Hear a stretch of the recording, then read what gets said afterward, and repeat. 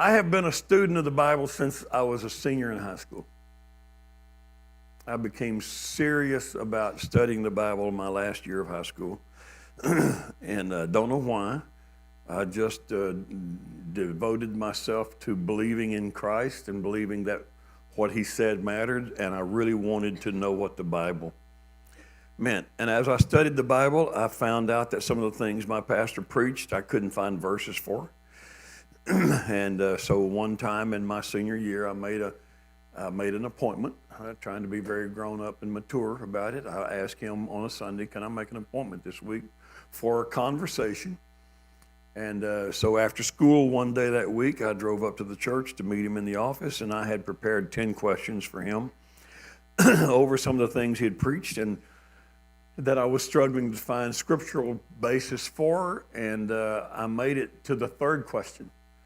After the first one, he tried to answer it, and then he kind of lectured me about rebellion. And after the second one, he didn't answer it. He just lectured me about rebellion a little bit. And then after the third question, he literally stood up from behind his desk and paced back and forth in his office and said, I'm going to tell you something, boy. You got to avoid a spirit of rebellion.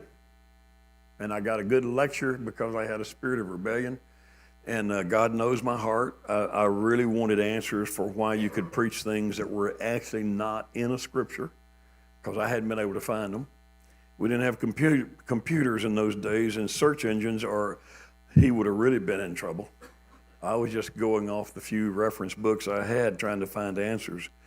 And so he pretty much dressed me down and dismissed me and told me to go repent and get rid of my spirit of rebellion because I dared ask a question that he couldn't find a biblical answer for. Now, I will tell you that I don't know if it's a good thing or a bad thing that it didn't faze me. I didn't go away trembling and begging God to forgive me. I went away confident that God knew my heart and that he knew I wasn't trying to be rebellious. I was trying to be righteous. I wanted to do the right thing. And so I simply went away and studied a little more and had to come to some private conclusions that he just doesn't know the answer to those questions. And so rather than say, I don't know, but I'll get back with you, or I'll circle back. Only 4 of you got that. That's good, though. He just said, I had a spirit of rebellion. When I got drafted in the Army, by the time I got drafted, I had a nightly habit every evening.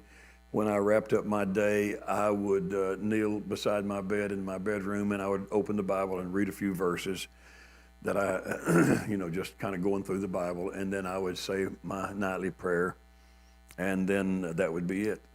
And when I got drafted, I just tried to make some commitments to God, not knowing what the military life was going to be like.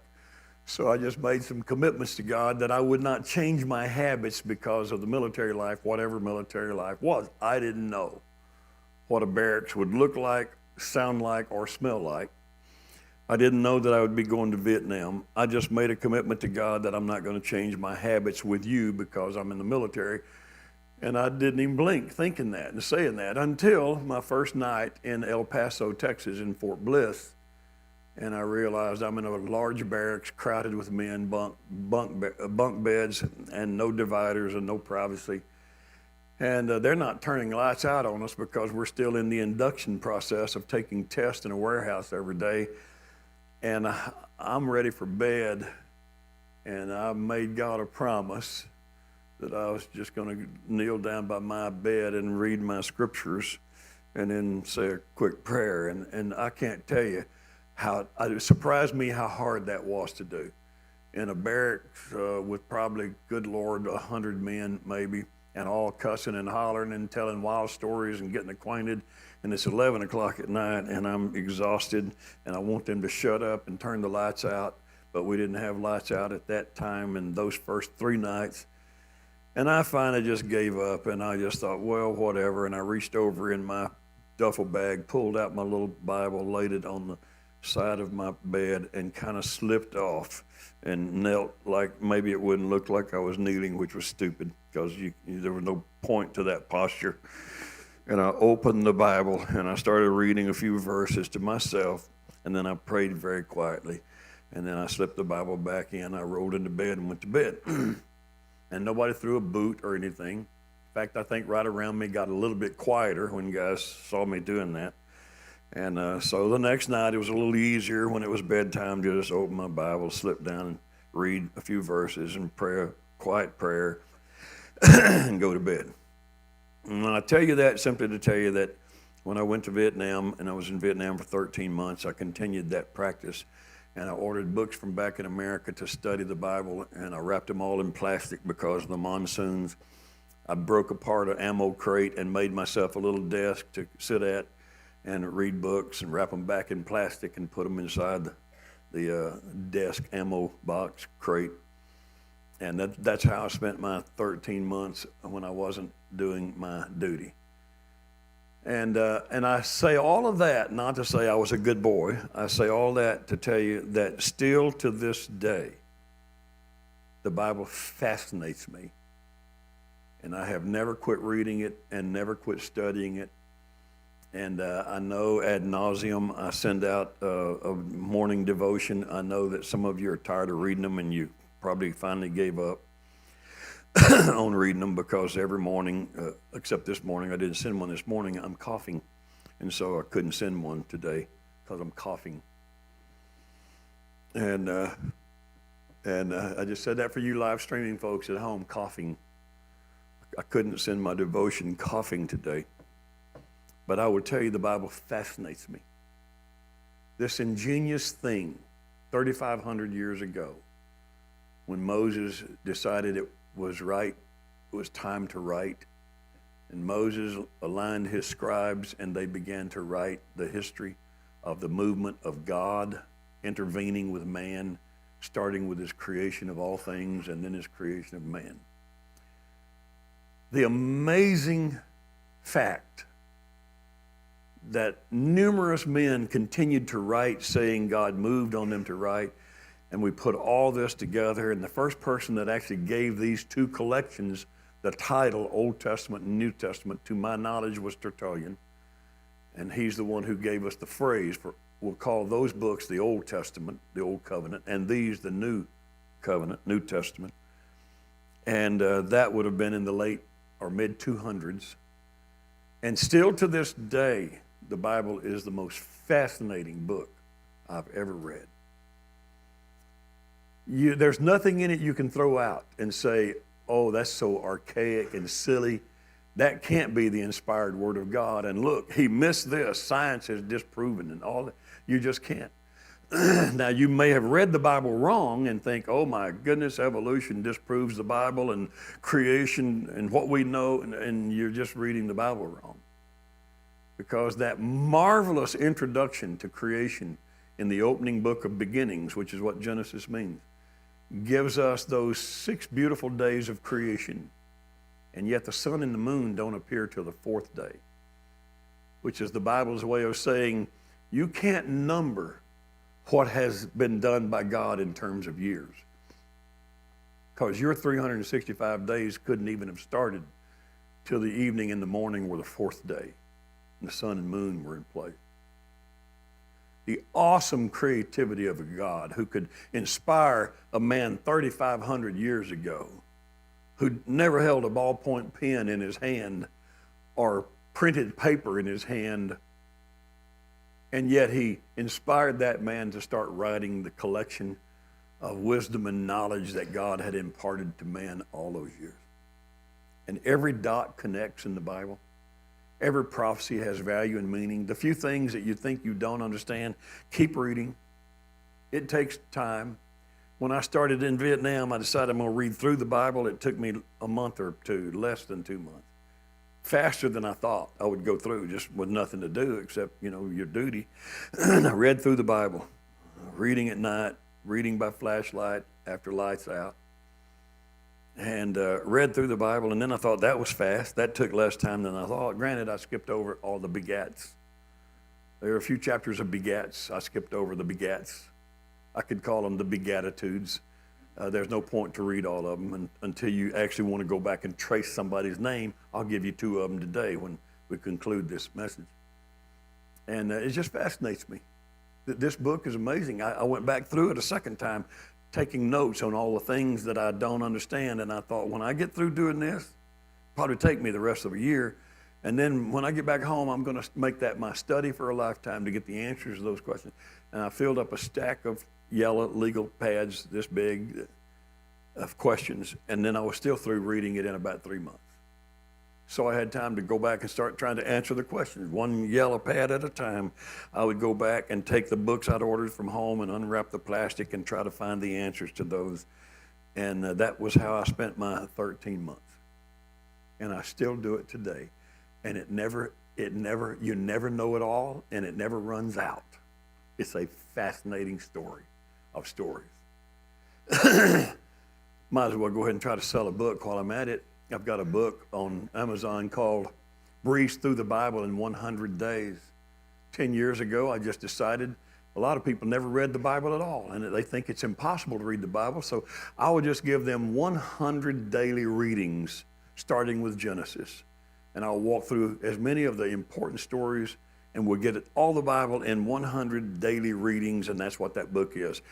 Reading for day 1, and you read about 3 pages. Reading for day 2, so in 100 days, you'll actually have an idea of how all the thousands of stories actually just tell one story. And so I did that 10 or 12 years ago. I still can't stop adding to a book, a 3-ring binder I have in my office and online. The binder's always out of date, called Danny's Book of Knowledge. It says on there, private. You're not welcome. Don't read my book. I can't print it because I've copied too many things off the internet. It's not for publication, it's for my knowledge. And I've got, I think that book is full. I've got hundreds of categories in it, and then every week I add something new to it. And I say all of that today to just come to the city of Bethlehem and tell you the only little Christmas sermon I'm going to preach this year, and it's just going to be about Bethlehem. And most of you will be sitting here in a few minutes saying, good Lord, I knew that. Everybody knows that. I know. But I look back through some of my other Christmas sermons this past week, and I was surprised I'd never preached anything about Bethlehem. I had told about the star. I had told about the wise men. Even a few weeks ago, I think I told you about the gifts they brought, the gold, myrrh, and frankincense. And somebody brought me frankincense. Kay brought me frankincense. I've been smearing it on my mustache just so I can smell it during the day. If this changes color, you'll know it's frankincense. I read that it's even good for your skin, and I started smearing it on here, and I don't know if you can tell, but a couple of the dark spots actually went away. I did it on this one hand just to test it, but now I notice it's drying out more than the other one is, so I'm going to have to quit putting that on. Yep, it's getting scaly over here, so no frankincense anymore on that hand. It's amazing. The stories in the Bible are exhausting and amazing, and I'm just going to walk through quickly with one for you today with Bethlehem, and I hope it blesses your heart like it blesses mine. Isaiah gave us this wonderful idea that the Messiah might come like one of us. Up until then, nobody had thought about how the Messiah might come. Unto thee, a Messiah is coming. No, Isaiah said, unto us a child is born. And they may not have known what he meant at that moment. But in time, men would start listening and reading the things that Isaiah wrote, and they'd start saying, you know what? That was prophetic. He's talking about the Messiah who is to come. How will he come? Oh, he'll be a baby. We need not look for a king to appear mysteriously one day and overthrow this yoke of bondage. We should be looking for a baby to come. Unto us a child is born. Unto us a son is given.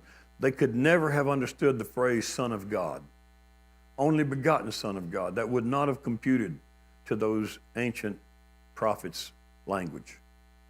Don't even know if Isaiah knew what he was writing when he wrote. He simply wrote as God inspired him to write. I don't know if he could envision that the Messiah would come as a baby, but he wrote it because he was inspired to write. A child is born to us. A son is given. The government will be on his shoulder. His name is going to be so awesome. We won't know what to say about it. It will be called Wonderful, Counselor, the Mighty God, the Everlasting Father, the Prince of Peace. He could not have known. He simply wrote as he was inspired to write. 600 years before Jesus was born, probably closer to 700 years, around 650 years before Jesus was born, Micah, one of the minor prophets, wrote in chapter 5, verse 2, "But thou, Bethlehem Ephratah, though thou be little among the thousands of Judah, yet out of thee shall he come forth unto me, that is to be ruler in Israel, whose goings forth have been from of old, from everlasting." This is not going to be some ordinary human coming out of Bethlehem Ephratah. This is going to be one whose goings forth have been from everlasting. This is a prophecy about the Messiah. This goes hand in hand with Isaiah, who had prophesied probably 100 years before Micah. Isaiah was probably around 100 years before Micah. So Micah may have read a baby would be born to us. But Isaiah didn't target the place. Now Micah is telling us, Bethlehem Ephratah, out of you will come one, even though you're too little among the thousands of Judah. Bethlehem Ephratah was indeed little.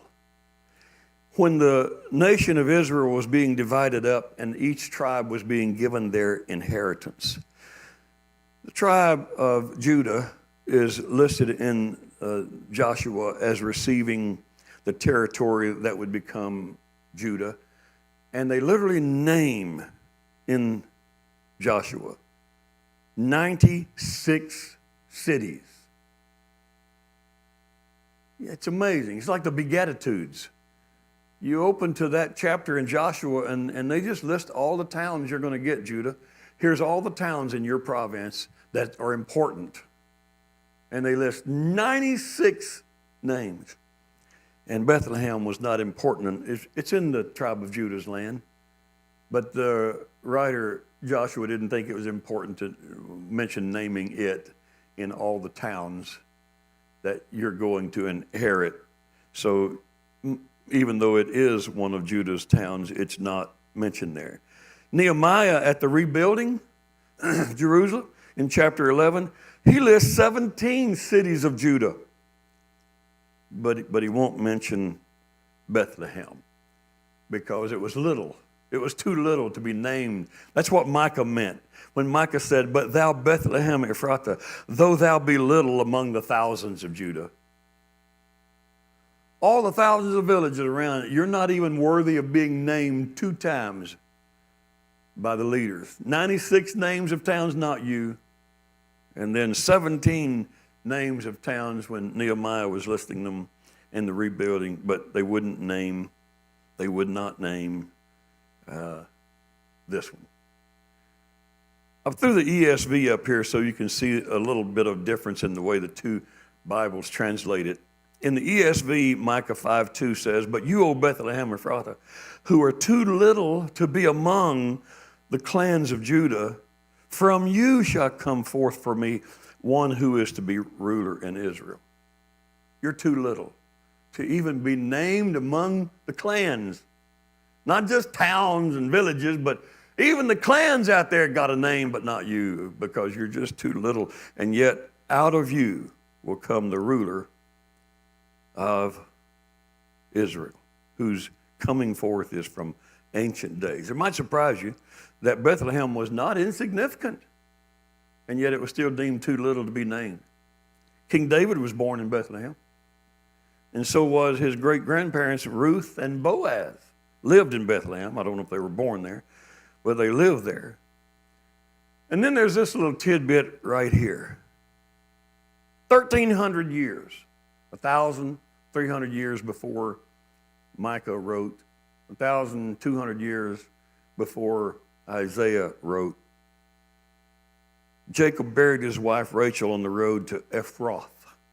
Genesis 48:7 tells the story this way: "As for me, when I came to Padan, Rachel died by me in the land of Canaan in the way, when there was yet but a little way, a kivrah, to come unto Ephrath. And I buried her there in the way of Ephrath, the same as Bethlehem."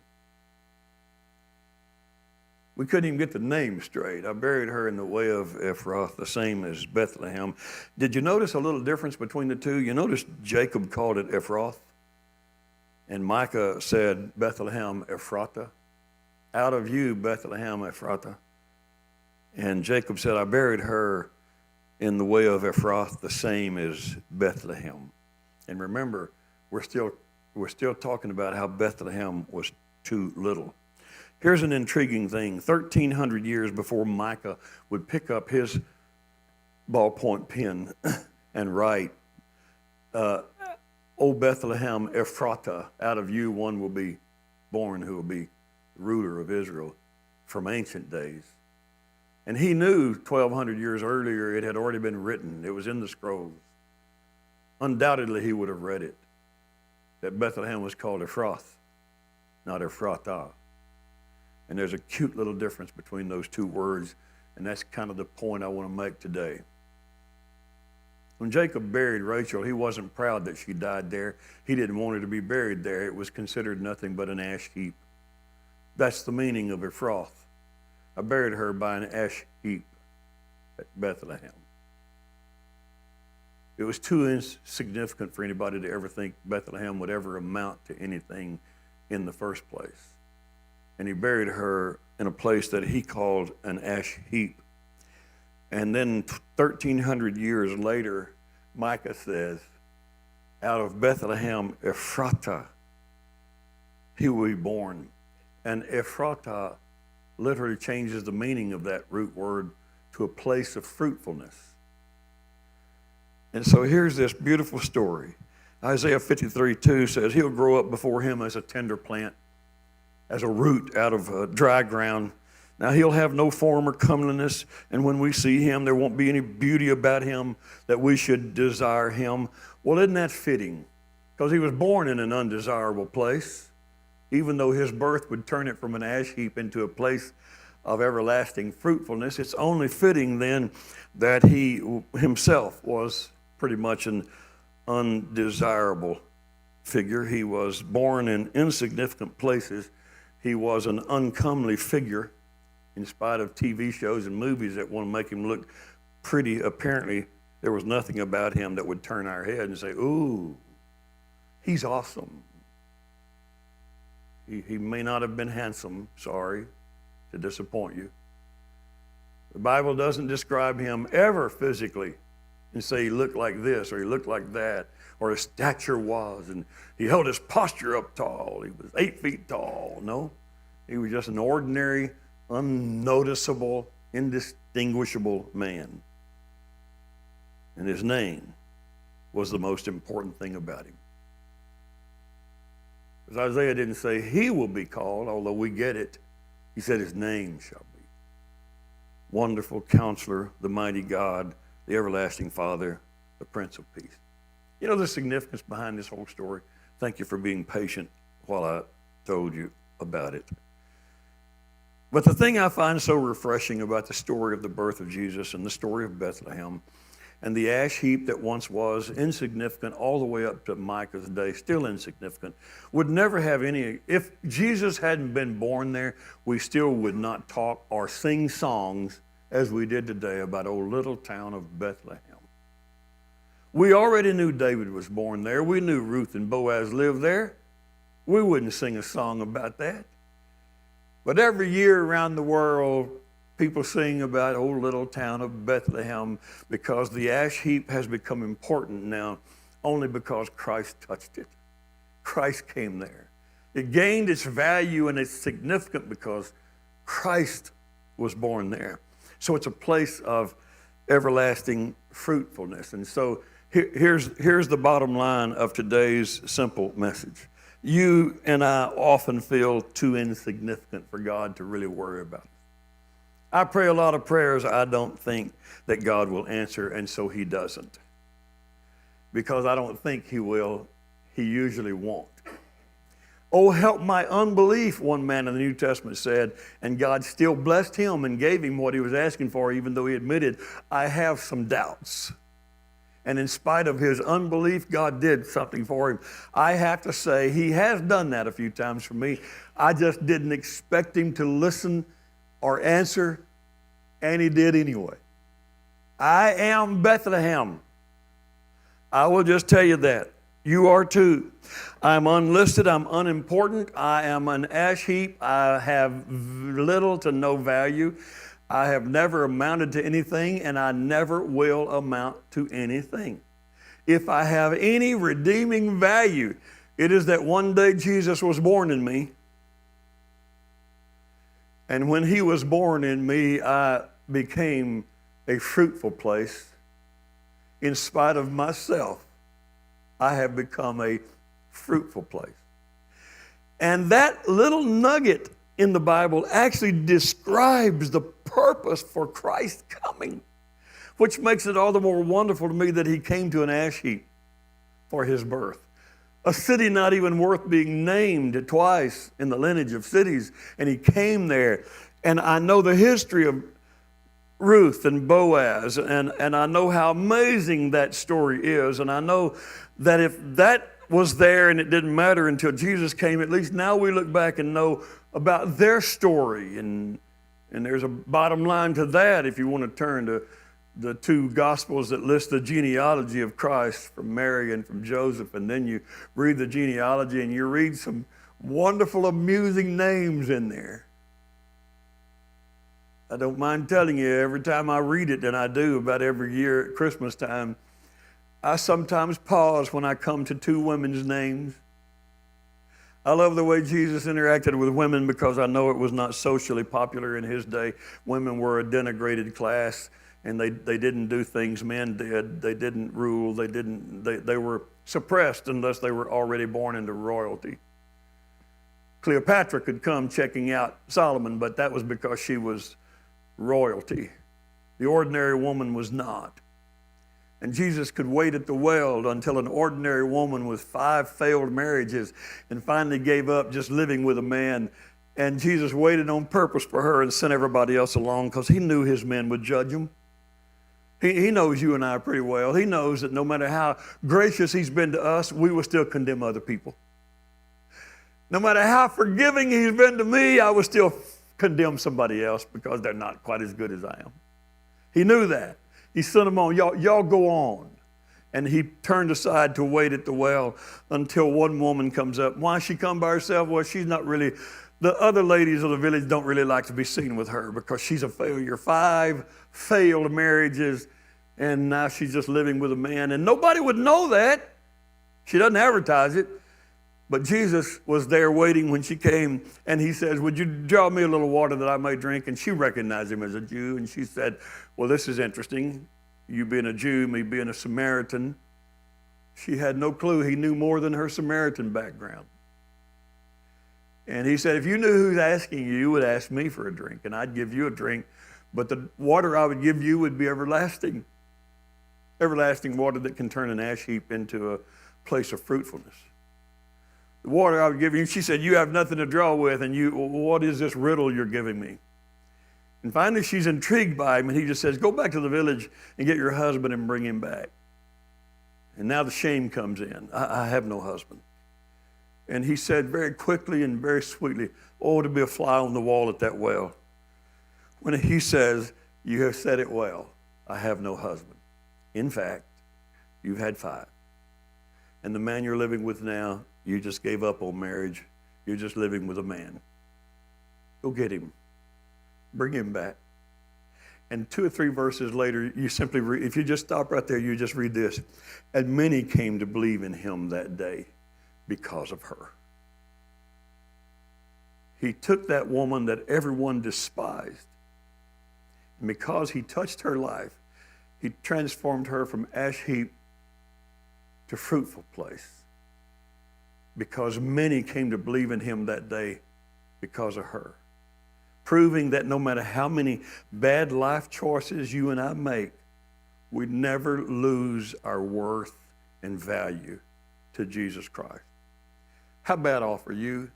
How many miserable choices have you made? How many failures have you committed? How far have you sunk?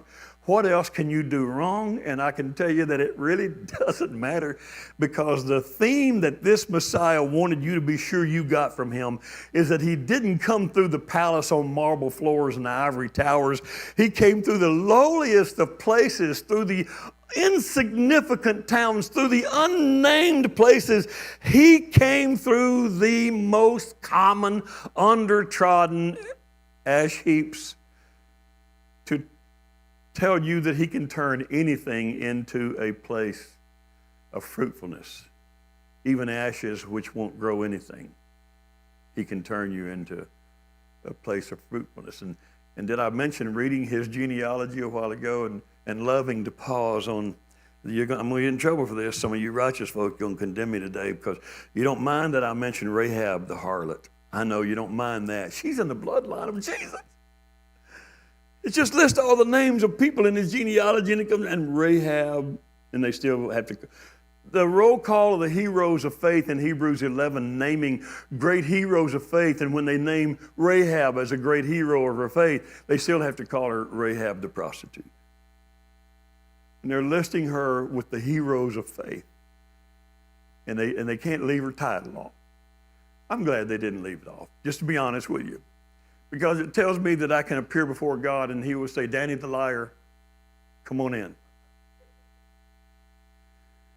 Danny the hooker, come on in. I knew you'd not like that, and that's all right. Because some of you have a hard time living down the days you spent on the ash heap. And I'm telling you, when you go knock on that eternal door, the ash heap has already long since been forgotten. Since Jesus came in, you have been a fruitful place for him. And even though the ash heap will always be in your description, he knows where he is, and you know where he is. And then Tamar, that's the one you don't want me to name. The roll call of the heroes of faith left her name out, but not his genealogy. There she is, Tamar. You know why you don't know much about her? Some of you do. You know why you don't know her whole story? It's embarrassing to tell. We're not going to make that a Sunday school story. There are no coloring pictures of Tamar. It's a horrible story. It's degrading, it's filthy, it's dirty, but I'm going to go ahead and tell it to you. And you can cover your children's ears up and explain it to them later. She married a young man, and he was evil and mean, and the Lord let him die because he was abusive to her. But the rule of her day, did I mention this is Judah's daughter-in-law? The great Judah, the man whose name means praise, who got to put his tribe outside the eastern gate of the tabernacle. That man, his daughter-in-law, her husband, his son died. And the rule of the day was the next son in line has to take that wife in and care for her. And so he did. But he was also mean and cruel and evil. And God let him die. I'm not saying that he died accidentally. I'm saying God had a hand in it because he was cruel and evil. And he died. Now she should go to the younger son. And Judah says, I've lost 2 boys to her already. She's not going to the younger one. No, sir. And Tamar feels cheated. She's widowed twice. Now she's been blackballed and banished from the family. So she is totally alone. She can only go to the corners of the fields and glean a little bit of food to make bread from because she is despised above all people. Her own family has rejected her because she has been rejected in the lineage that's supposed to take care of her. So not even the third and final son is going to take care of her. She is absolutely rejected and alone. But she's clever. And she knows that righteous Judah is not all that righteous. And so she finds out what town he's going to be in one day, and she puts on lots of makeup and makes herself look like Rahab. Put the pieces together. I'm trying to be safe here. She makes herself look like Rahab. And she lurks in shady doorways until the righteous man comes walking down the sidewalk. And she says, "Hey, big boy." And the big boy falls for it. He does. And unbeknownst to him, in their rendezvous, she snatches one of his little treasure jewel things that only he has, no one else. He doesn't know it's missing. He's gone. He has had his rendezvous and he is gone. Tamar. And then, a few months later, this unattached single woman begins looking like the pastor. I'm trying to keep this safe. You got it? She starts looking like the pastor. And talk about shame now, double shame. Double, triple shame. Let's execute this woman. Let's stone her. And he is ready to execute judgment on her for being an immoral, nasty human being, worthy of death on the ash heap. And he summons the elders, and she is awaiting her trial to be convicted because she is now with child and she's single, and she's nasty, and they're waiting. And she whispers to one of the elders who are ready to stone, and she says, "Would you please get word to Judah and tell him that the man whose child I carry is the original owner of this." And she puts it in Judah's hand, the elder's hand. And the elder takes it back, puzzled, said, "Judah, that little nasty daughter-in-law of yours said we can find who did this if we show this." Said it belongs to the guy who did this. And when you imagine his face when he saw, "Oh, I'm caught. That's me? I thought she was like a Rahab." And at least, thank God, he did not pursue his arrogance and self-righteous imposition, because I think God would have struck him dead. At least when he looked at that amulet, he knew he was the guilty party. And he knew he had defrauded that daughter-in-law by not allowing his third son to provide for her and take care of her, as was the custom of their day. And she bore him 2 sons. Illicit. That's why we don't teach this in Sunday school. Y'all gonna be bad. Y'all gonna be going home today saying, "You didn't understand anything of that today, did you? You didn't understand what the pastor said, right? Okay, we don't have to have a discussion about this, right?" She gave him 2 sons. One of them was Perez. You might just find his name in the lineage of Jesus. No, you will find his name there, leading all the way up to King David. And none of that is meant to be silly and sarcastic. All of that is meant for me to just be able to tell you before you walk out of here today, will you stop pretending you're righteous and holy and wonderful and you're a foot above everybody else when it comes to you and God, because y'all got this thing going? Will you just honestly admit all of us are sinners and everybody has come short of the glory of God, and ain't none of us worth saving, and every stinking one of us was a low-life worm of humanity, and the only place we could ever dwell and build our dwelling was in an ash heap. We were worthless and unnameable and not worth even being written a story about until the transformation came when he came and was born in us. He gave birth to a you that you were not. He found you in your ash heap, and he made you productive and fruitful and good. Not so you can condemn all the other people who are still living on ash heaps, so you can offer them hope and promise and love. There's one answer to getting out of where you are, and that's Jesus. And we celebrate his birth this year. Wouldn't it be great to celebrate his birth in somebody's heart? Wouldn't it be great if you don't know him and you don't know him, if you could just use this Christmas season to say, come into my heart, Lord Jesus. You've been knocking on my door for a long, long time. Please come into my heart and take me off my ash heap of worthlessness and give me meaning and value. Like the woman at the well, he looks past all of our failures and finds value and worth in us.